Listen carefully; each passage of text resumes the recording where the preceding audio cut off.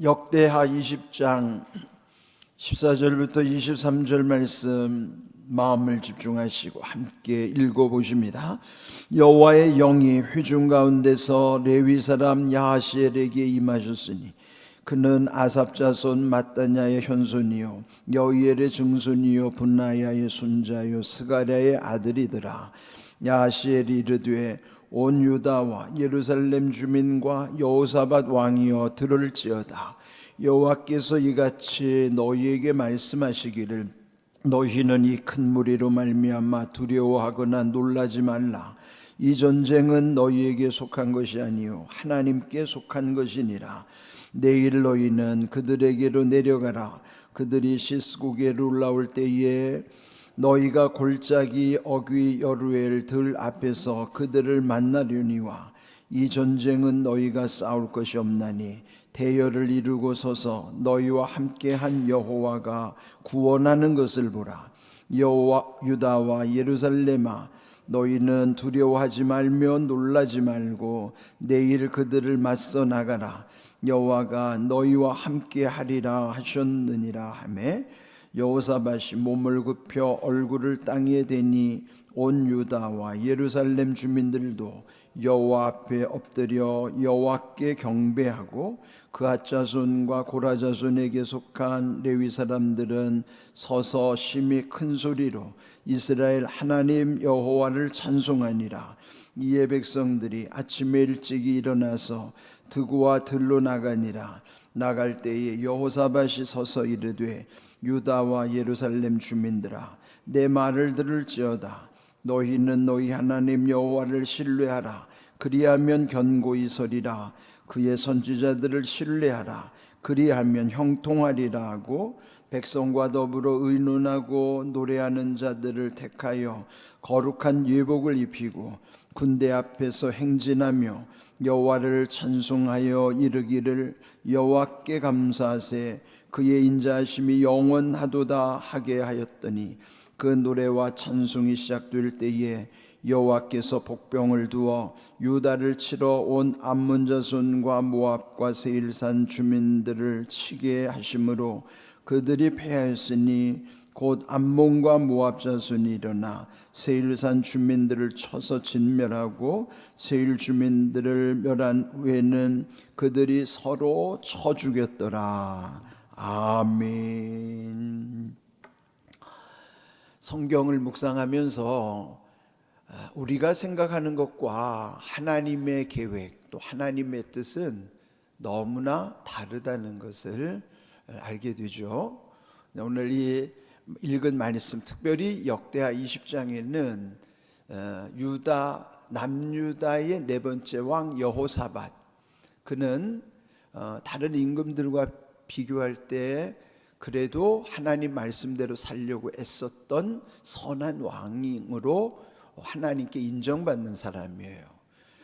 그렇지만은 이제 이 20장에서 이 여호사밧의 일생이 끝나는 이제 내용인데, 그 과정 중에서 그가 남유다를 25년 통치하는 중에 최고의 위기를 맞을 때였어요. 그것은 이미 앞에서 본 대로 요단의 동편에 있었던 모압과 암몬 그리고 마온이라고 하는 세 나라가 연합하여서 이 남유다를 쳐들어오게 된 것이죠. 그러니 이 여호사밧은 자기 힘으로는 도저히 감당할 수 없는 것이죠. 그때에 이 여호사밧이 한 것이 하나님께 기도한 것이었습니다. 이제 우리 앞에서 이미 말씀을 나눈 것처럼 먼저 그가 하나님 앞에 모든 것을 먼저 맡기고 묻게 됨으로써 하나님이 어떻게 응답을 주셨는가.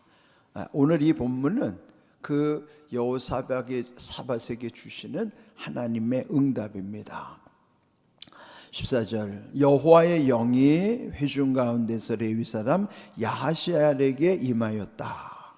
여기 야하시엘이라고 하는 하나님의 영이 충만한 사람이 여호사밧에 와서 하나님의 뜻을 전하는 것입니다.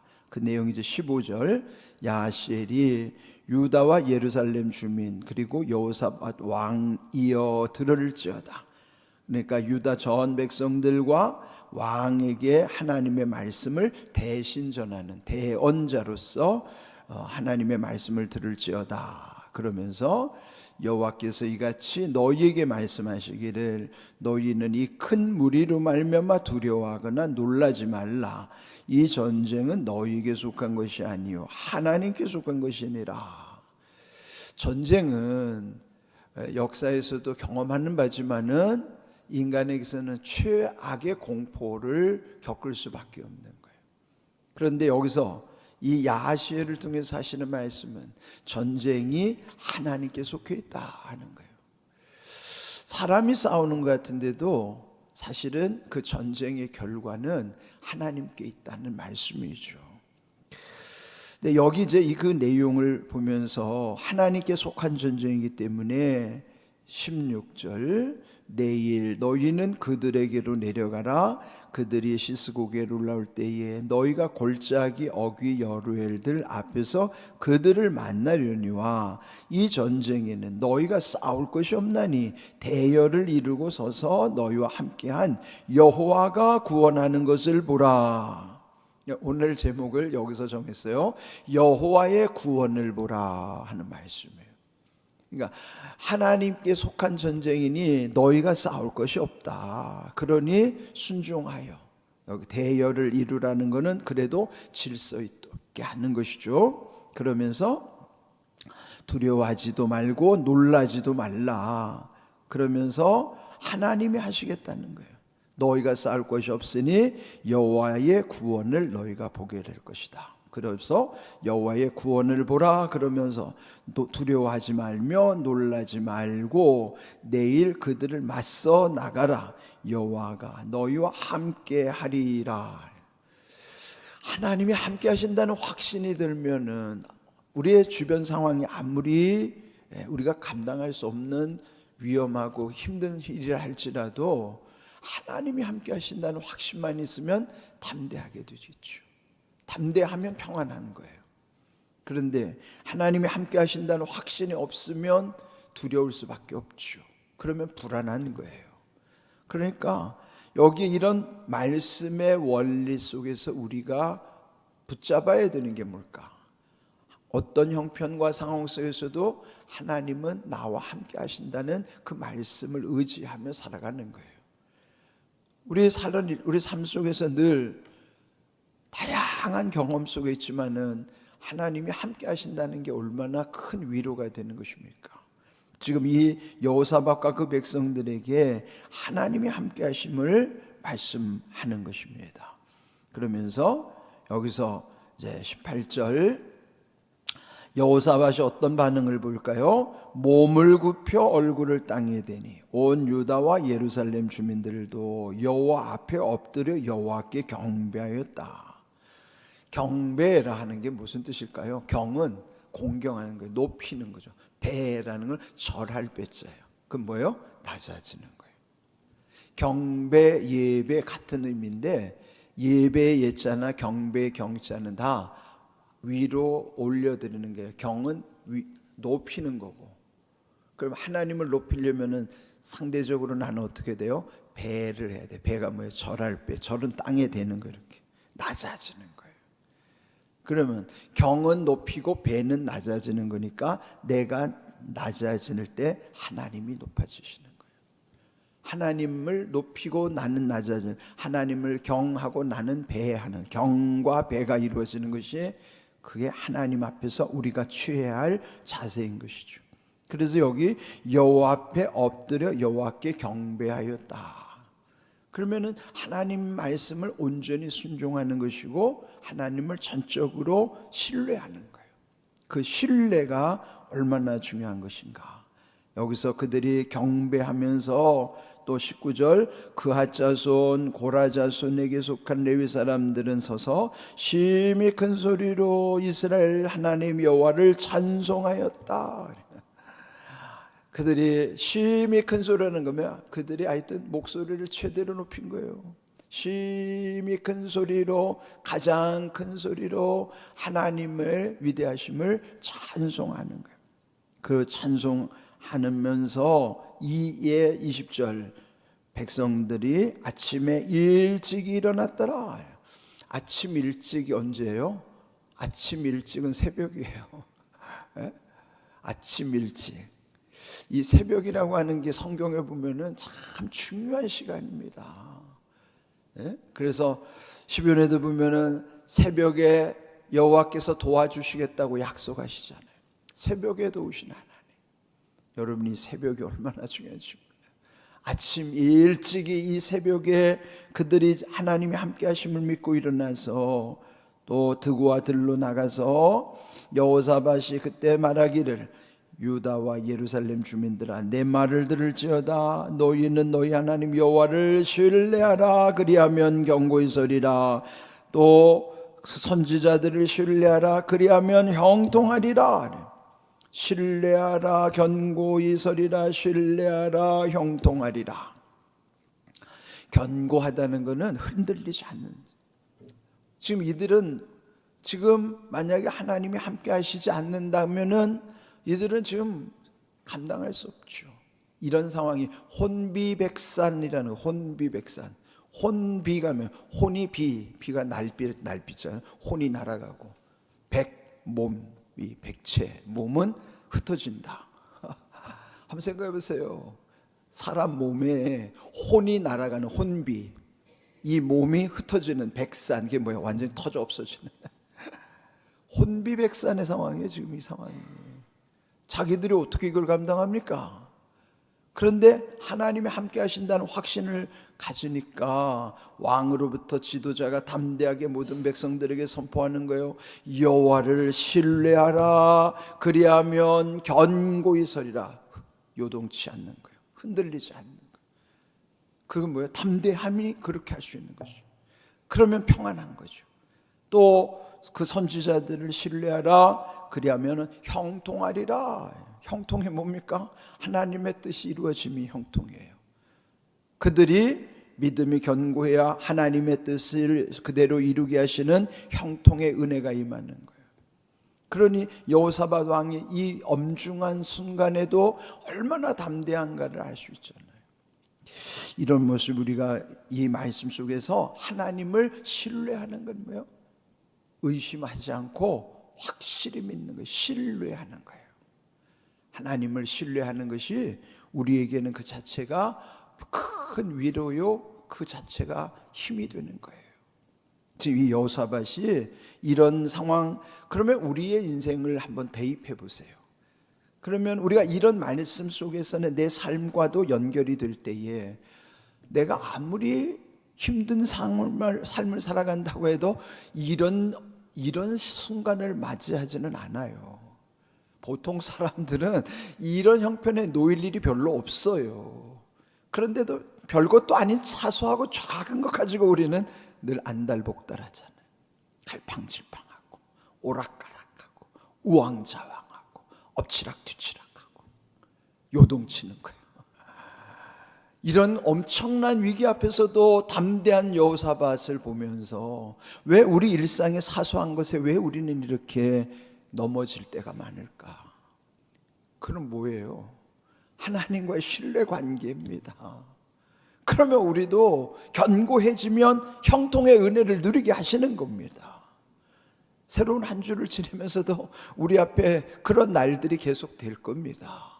그럴 때 과연 우리는 어떻게 사는 것이 중요한 것인가? 이 말씀의 원리를 붙잡고, 이 여호사밧은 그렇게 최대 위기 속에서도 하나님을 신뢰함으로써 견고하고도 형통의 은혜를 누린다면 우리의 사소한 일상 속에서 왜 나는 요 정도도 못 감당할까? 그러니까 우리 믿음을 한번 다시 점검하는 거예요.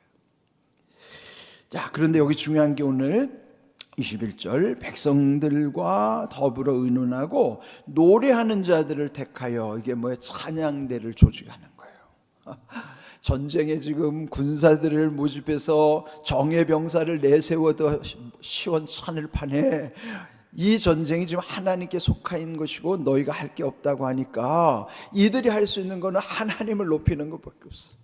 그래서 찬양대를 조직하고 그 찬양대원들에게 거룩한 예복을 입히고 행진하며 여호와를 찬송하는데, 찬송의 가사가 여호와께 감사하세 그의 인자하심이 영원하도다. 이게 찬송의 가사예요. 그건 뭐예요? 하나님의 하나님 되심을 높이는 거예요. 우리가 하나님께 찬송하는 여러 다양한 표현들이 있지만은 결국 찬송의 주제는 여기 하나입니다. 그건 뭐예요? 모든 게 하나님의 은혜니까 여호와께 감사하세. 우리 찬송에 늘 하나님께 감사하는 내용이에요. 그러면서 그 하나님은 우리에게 사랑을 베푸시는 헤세드의 하나님, 인자하심이, 그 하나님의 인자하심이 영원하도다. 그건 뭐예요? 하나님의 인자하심이 일순간이 아니라 늘 함께하는 거예요. 영원토록 하나님이, 우리같이 변덕스러운 하나님이 아니라 영원하신 하나님. 여러분, 찬송의 주제를 확실히 하셔야 하는 거예요. 여호와께 감사하세 그의 인자하심은 영원함이로다. 이게 지금 이 최대 위기 속에 하나님을 높이는 찬송의 주제예요. 그거는 계속 반복하는 거예요. 아니, 무슨 중요한 일을 할 때 무슨 가사가 많을 필요가 뭐 있어요? 아주 단순하죠. 여호와께 감사하세 그의 인자하심이 영원하도다. 얼마나 간단하고 좋아요. 그럼 그들의 그 찬송을 계속 그 전쟁 앞에서 계속 하나님께 올려드리는 겁니다. 이런 놀라운 은혜를 통해서 22절 그 노래와 찬송이 시작될 때 마침내 하나님께서 개입하셔서 복병을 드셨다 하네요. 복병이 뭐예요? 숨어있는 병사. 복은 땅에다가 매복을 했든지 어디에 숨어 있든지 숨겨둔 병사를 복병이라고 그러는 거예요. 그러니까 우리는 모르죠. 하나님이 어디에 복병을 드신지 몰라요. 그런데 마귀도 복병을 듭니다. 전쟁은 서로 복병을 드는 거예요. 그러면 어디에 복병이 숨어있는 병사가 어딘지 모르니까 그 두려운 거예요. 근데 하나님도 복병을 드시고 마귀도 복병을 드시는데 결론은 어떻게 되는가? 하나님이 숨겨두신 복병들이 그 전쟁에서 승리하게 하시고, 23절 그 적군들은 23절 끝에 보면 그들은 서로 쳐 죽였더라 그랬어요. 그래서 자중질환이 일어난 거예요. 스스로 안에서 이게 아군인지 적군인지 구분이 안 되면 뭐예요? 내가 살기 위해서는 무조건 지금 내 앞에 있는 사람은 다 죽여야 돼. 이거 그게 적인지 아군인지 피아가 구분이 안 되니까 그냥 죽여야 내가 사는 거예요. 그걸 자중질환이라고 하는 거예요.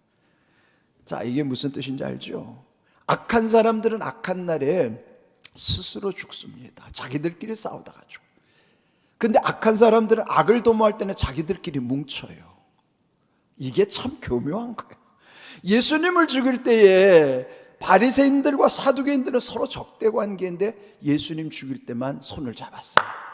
악한 사람들은 교회 안에서도 마찬가지예요. 악한 일을 할 때는 악한 사람들끼리 막 뭉쳐요. 그런데 나중에는 스스로 자기들끼리 싸우다가 자기들끼리 죽어요. 이게 하나님의 심판 방법이에요. 그래서 여러분, 악인의 준동할 때 속아 넘어가면 안 돼요. 진짜 조심해야 돼. 이거 하나님도 복병을 드시지만 마귀도 복병을 든다는 거예요. 근데 마지막 마귀는 스스로 서로 쳐서 죽였더라. 이게 중요한 사실이에요. 참 이 말씀의 신비가 여기 있는 거예요. 그런데요, 이 여호와의 구원하심이 이들이 지금 여호사밧 때만 있는 게 아닙니다. 그들이 처음 출애굽 당시에 애굽에서 벗어나오자 첫 번째 위기가 뭐냐면 홍해 앞에서의 위기였어요. 홍해가 가로막혀 있으니까 뒤에서는 애굽의 정예 용사들이 이들을 다시 체포하러 뒤에서 막 쫓아오고 있죠. 앞에는 홍해가 가로막혀 있어요. 그때 백성들이 아우성에 모세를 원망하고 탄식할 때, 그때 하나님이 모세를 통해서 어떻게 말씀하시는가 한번 봅시다. 출애굽기 14장 13절 함께 있습니다. 모세가 백성에게 이르되 너희는 두려워하지 말고 가만히 서서 여호와께서 오늘 너희를 위하여 행하시는 구원을 보라. 너희가 오늘 본 애굽 사람을 영원히 다시 보지 아니하리라 그랬어요. 그래서 홍해를 가르시고 그들은 건너게 하시고 그 애굽의 병사들은 다 몰살당하게 하시는 거예요. 왜요? 악인은 마지막 날에 이렇게 없어지는 거예요. 그럼 오늘 여기 중요한 게 뭐냐면은 이들이 할 수 있는 최선은 뭘까요? 하나님을 높이는 찬양대를 통해서 거룩한 예복을 입히는 거예요. 거룩한 예복이 중요한 겁니다. 근데 오늘 우리에게 거룩한 예복이 뭐예요? 갈라디아서 3장 27절 한번 읽어봅니다. 누구든지 그리스도와 합하기 위하여 세례를 받은 자는 그리스도로 옷 입었느니라 하는 게. 자, 거룩한 옷이 우리에게는 뭐예요? 그리스도로 옷을 입는 게 거룩한 옷이에요. 옛날에는 그 찬양대들이 거룩한 옷을 입고 오늘도 우리 찬양대들이 거룩한 옷을 입는다고 하지만 오늘 우리가 하나님을 높이는 그 거룩함이 어디서 오는가 하면 그리스도로 옷을 입을 때 거룩함이 흐르는 거예요. 우리는 오늘 내 옷은, 내 육신의 옷은 이 옷이지만 영의 옷은 그리스도로 옷을 입어서, 그러면 내가 어디에 있어요? 옷 속에 들어가 있으니까 그리스도라는 옷 속에 들어가면 나는 그리스도 안에 있는 거예요. 그렇죠? 그리스도라는 옷을 입고 사는 것이 거룩함의 능력으로 세상을 이기게 하시는 비결인 줄로 믿습니다. 오늘 주신 말씀을, 원리를 여러분 삶에 잘 적용하셔야 돼요. 이런 귀한 은혜로 이번 한 주도 하나님이 주시는 은혜를 온전히 경험하고 서로 간증하고 모두가 함께 누리는 삶이 되기를 주님의 이름으로 축복합니다. 아멘.